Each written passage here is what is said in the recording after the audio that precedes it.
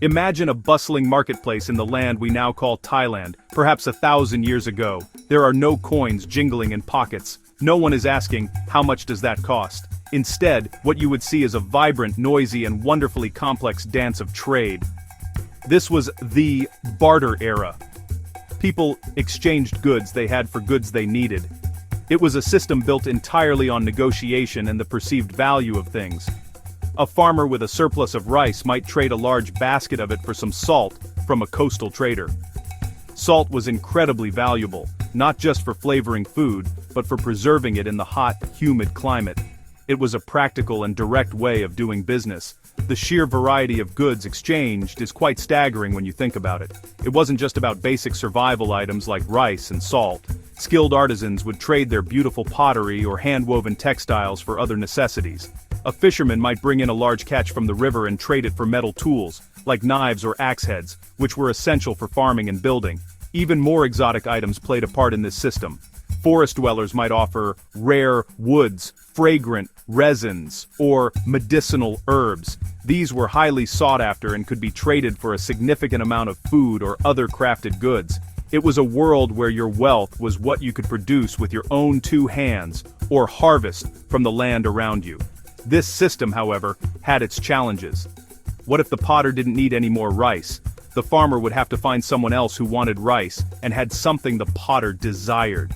This is what economists call the double coincidence of wants, and it could make trade quite complicated and time-consuming. Furthermore, how do you value things? How many chickens is one water buffalo worth? Is a small pot worth the same as a large basket of fruit? These negotiations took time and skill.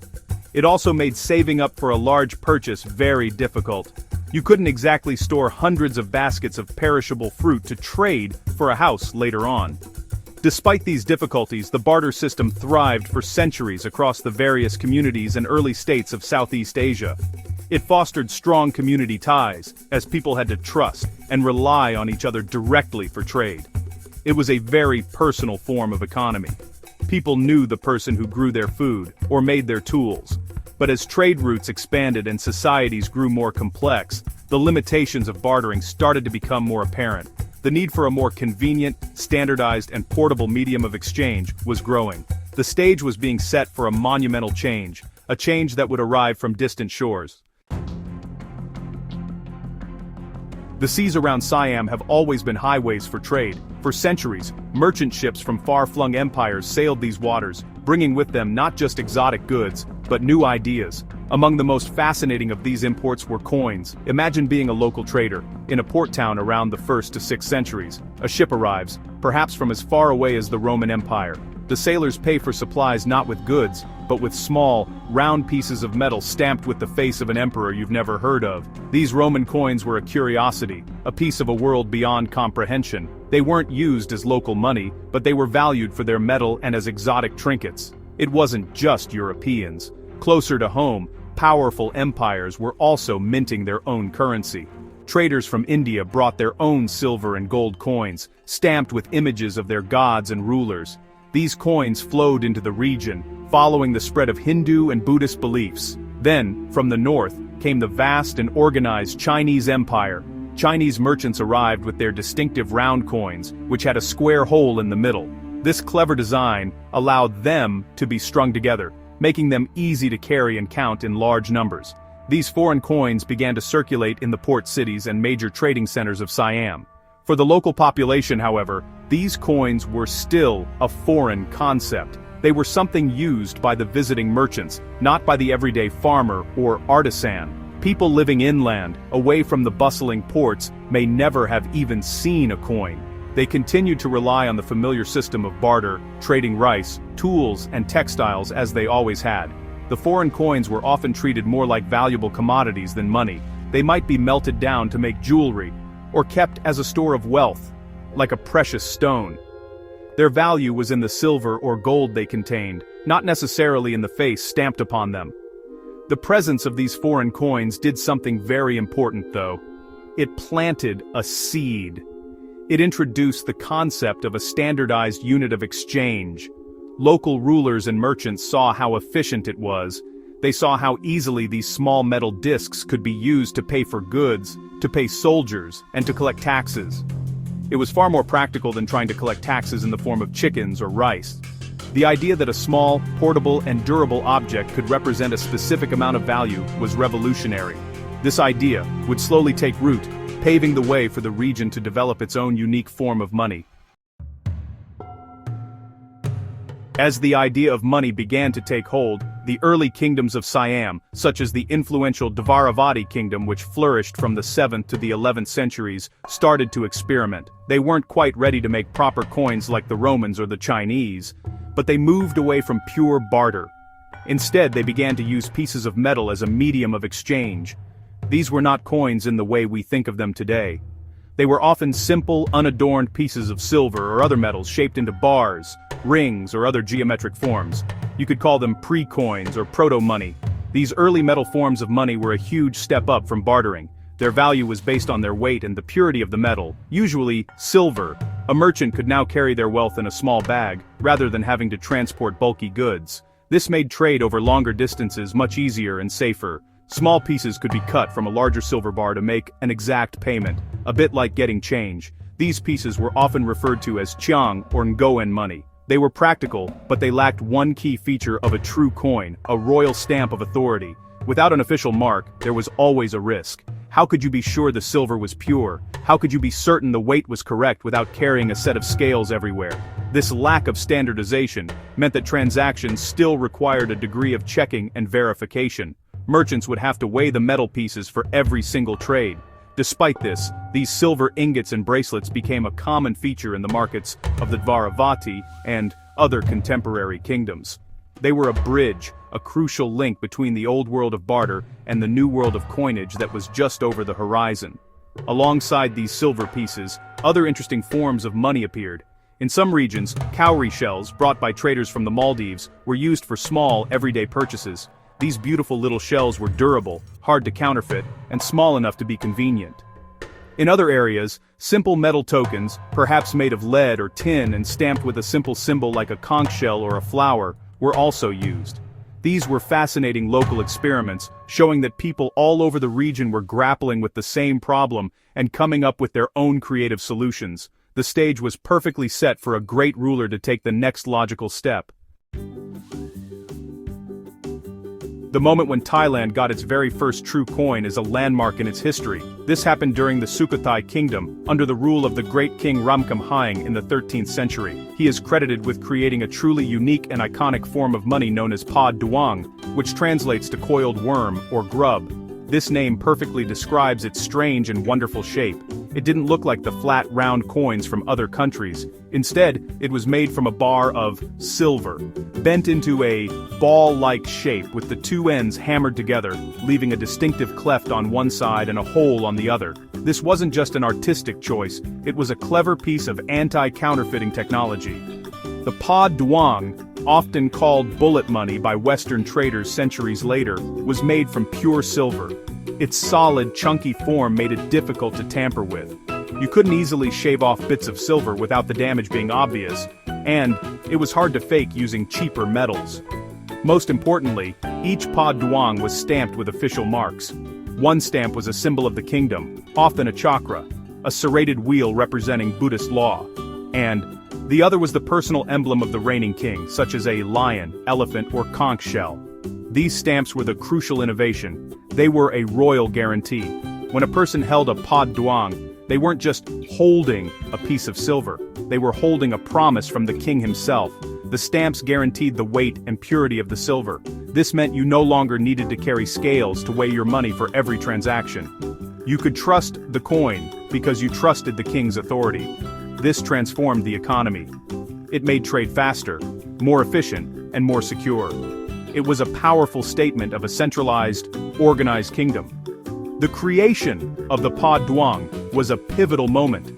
It moved Siam from a collection of communities using various forms of proto-money to a unified kingdom with a single, recognizable currency.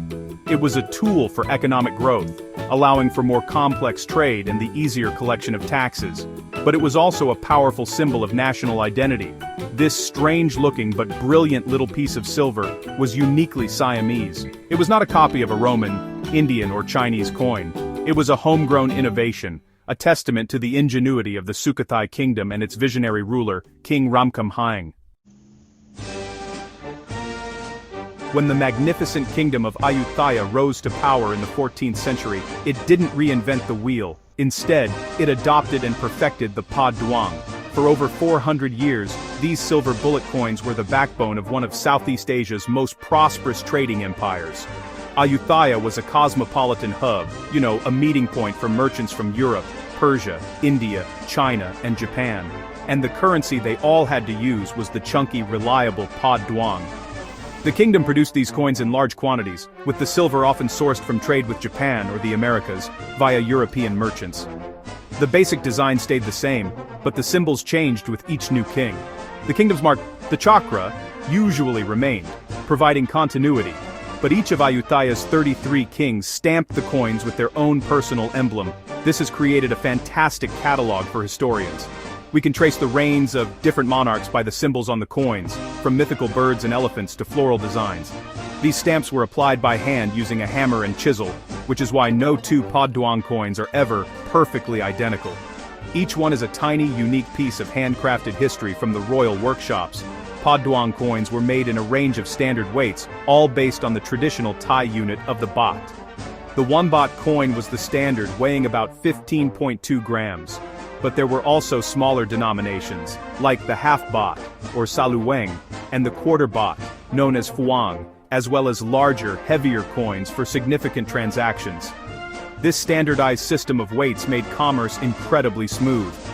A foreign merchant arriving in the port of Ayutthaya could easily exchange their own currency for Pa Duong and know exactly what it was worth. This reliability and trustworthiness helped make Ayutthaya an economic powerhouse. The use of Pa Duong filtered down through every level of society. While international traders used them for shiploads of silk and spices, local people used the smaller denominations for everyday market purchases. The coins were so deeply embedded in the culture that the names of the weights, baht, saluweng, phuong, became the names of the currency units themselves, a tradition that continues in Thailand to this very day. The Pa Duong was more than just money. It was a symbol of Ayutthaya's golden age, a tangible piece of the kingdom's wealth, stability, and international prestige that jingled in the pockets of merchants from Amsterdam to Nagasaki.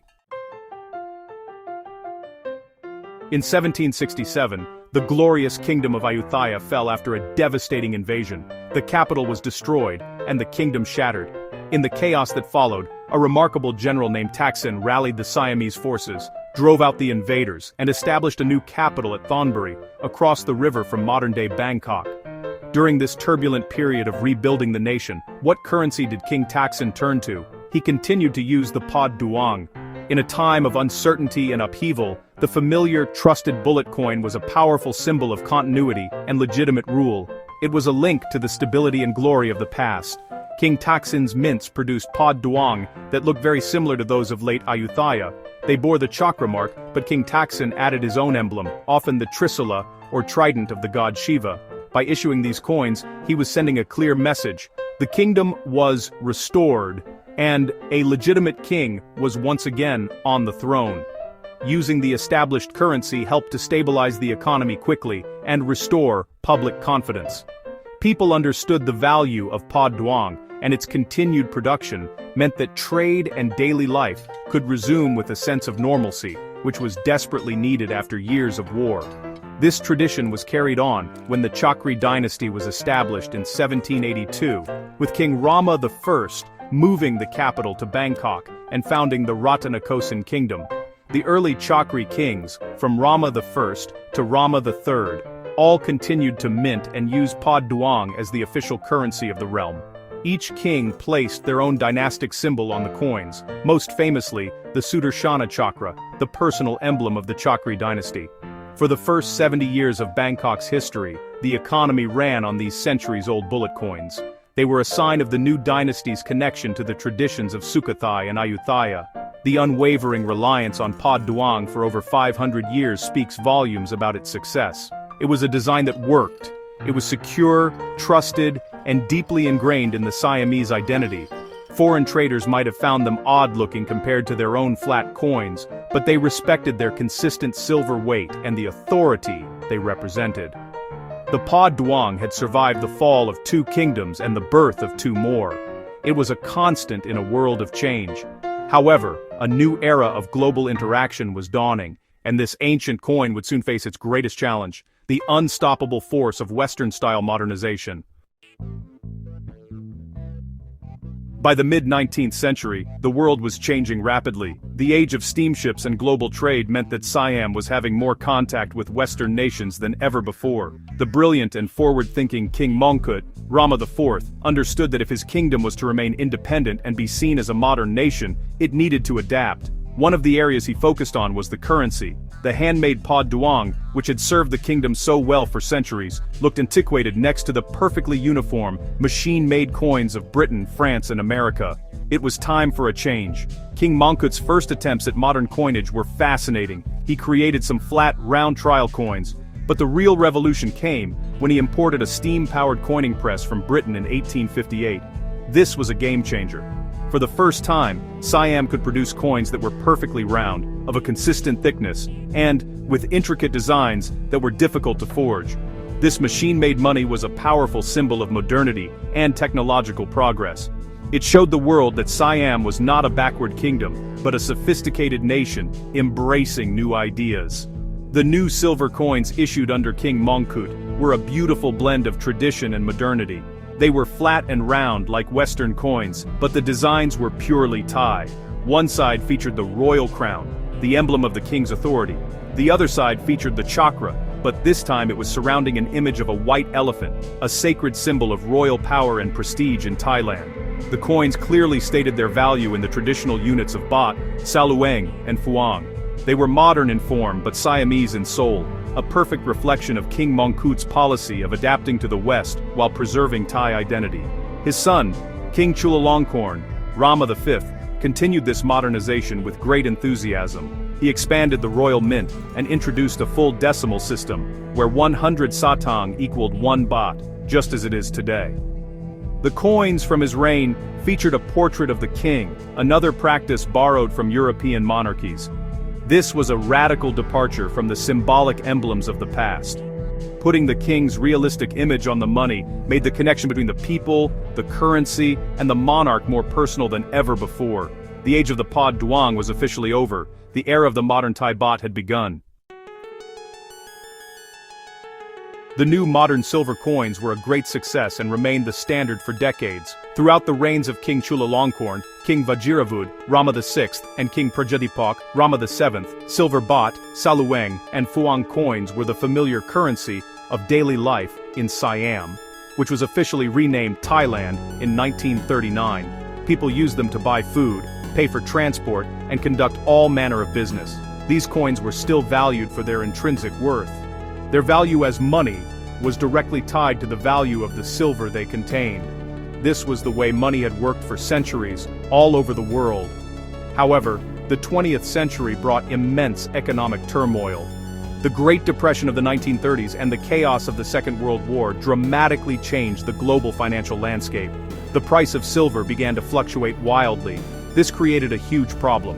If the value of the silver in a 1 baht coin became worth more than 1 baht, people would start hoarding the coins and melting them down to sell the silver. This would cause the entire currency system to collapse. To prevent this, governments around the world, including Thailand's, had to break the direct link between their currency's value and precious metals. The Thai government began to phase out silver from its circulating coinage. They started introducing coins made from cheaper, more stable metals like nickel, tin, and bronze. The designs often stayed the same, but the material changed. For a while, some silver coins remained in circulation alongside the new base metal ones, but by the 1960s, the transition was largely complete. The last silver coins intended for everyday use disappeared from people's pockets and purses. It was the quiet end of a tradition that stretched back more than 700 years to the time of King Ramkhamhaeng. An era had truly passed. For the first time in its history, Thailand's money was fiat currency. This means its value was based purely on the trust and guarantee of the government, not on the precious metal it was made from. A 10-baht coin was worth 10 baht simply because the government said it was. This was a necessary step for a modern economy, but it marked the end of the long and beautiful journey of silver as the money of the people. The metal that had financed empires, built cities, and been a part of daily life for generations was retired from its duties at the marketplace.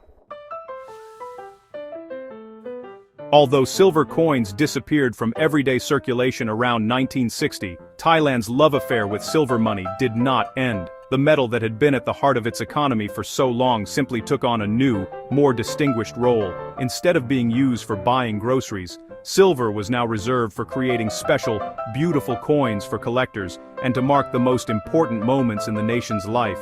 The Royal Thai Mint continued to strike coins in pure silver, but these were no longer for spending. They were for saving, for admiring, and for remembering. These special coins are known as commemorative coins. They are issued to celebrate significant events, such as a king's jubilee, a royal wedding, an important anniversary in Thai history, or to honor a great national achievement. These coins are works of art. They are struck using modern techniques that allow for incredibly detailed and beautiful designs. Often, they feature exquisite portraits of the royal family, images of magnificent temples, or symbols of Thai culture. They are produced in limited numbers, making them highly sought after by numismatists or coin collectors, both in Thailand and around the world. This practice keeps the tradition of silver coinage alive in a very meaningful way.